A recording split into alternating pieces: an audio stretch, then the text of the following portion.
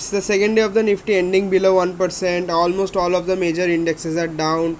Everything looks bad. Important discussions regarding the latest updates in the Iran and Israel war impacting the stock markets globally. India's wholesale price index, inflation data coming in, along with what the IMD had to say about monsoon this particular year. We cover everything in this video. Let's begin. So the Nifty had a bad day today. The Nifty 50 started slowly in the morning and it ended at its lowest point at 22,272, falling more than 1.1% today. And over the last two trading sessions, this has added to a more than 2% drop in the Nifty 50 index. Similar story can be said about the BSE Sensex. The Sensex dropped 845 points today and it also fell by more than 1.14%, breaking the 70,400 limit. The Nifty small cap 250, Nifty mid cap 150 and the Nifty micro cap 250, all of these important indices fell by more than 1.3% today, indicating weakness and a general sort of a panic sell-off which is kind of happening in the market due to the ill effects of the Israel and Hamas war escalating slightly. The top stocks with more than average 5 times their volumes being traded today included Capri Global Capital Limited, Aster DM Healthcare, CSB Bank, Eureka Forbes Limited and Ramkrishna Forgings and ONGC. All of the mentioned stocks also were the top price movers for the day, with Capri Global Capital Limited moving more than 12% on the index today, followed by Aster DM Healthcare, CSB Bank, ONGC. Anand Rathi Wealth Limited also, they rose by 4.4%. Recently there's a lot of news going around Anand Rathi Wealth, so it's important that you guys check that out.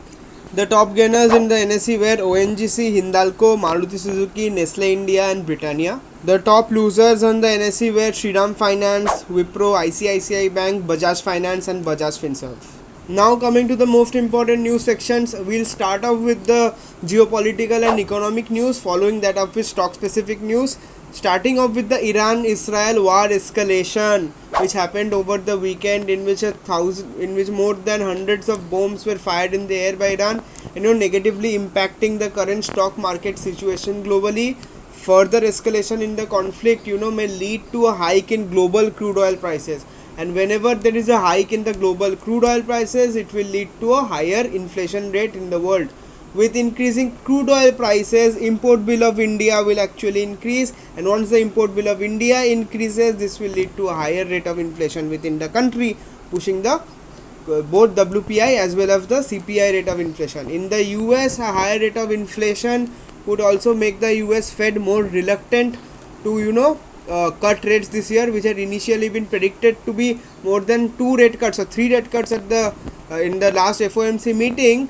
Now analysts are thinking that they might go for 2 rate cuts within the year. So with the higher rate of inflation, the chances of rate cuts which were supposed to be happening in June or July does not look very good, also leading to a stress in the current market. Any significant escalation in the tensions could trigger panic selling in the market and such volatile times in the global equity market. The next piece of information comes from India's wholesale inflation. So India's wholesale inflation rises to 3-month high of 0.53% in March. The wholesale inflation data comes after the Statistics Ministry said on April 12th that India's headline retail inflation stood steady at 4.85% in March. The headline retail inflation rate has stayed above the Reserve Bank of India's medium-term target of 4% for 54 months in a row now. So it's important to check how inflation changes. As the crude price rises as the Iran-Israel war intensifies, and any impactful change in inflation rates could bleaken the chances of any sort of a rate cut happening in this particular year. So we need to look at both CPI and WPI strongly now. Next piece of information coming from the Indian Meteorological Department, who said today that the rainfall is likely to be 106% of the normal monsoon average. The cumulative rainfall is estimated to be 106% of the long period average of 87 centimeters according to the IMD. They also said that above average normal rainfall is expected in most part of India, except in some regions in the northwest, east and northeastern states. This is after the El Nino effect, they said, has mostly gone, which impacted monsoon during the last year. Important sectors which will now get affected due to the better monsoons in this particular year would be the agricultural sector, the FMCG sector, etc.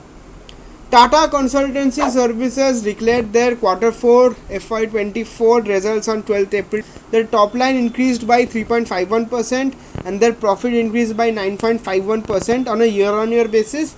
As compared to the previous quarter, the revenue grew by 1.08% and the profit increased by 12.44%.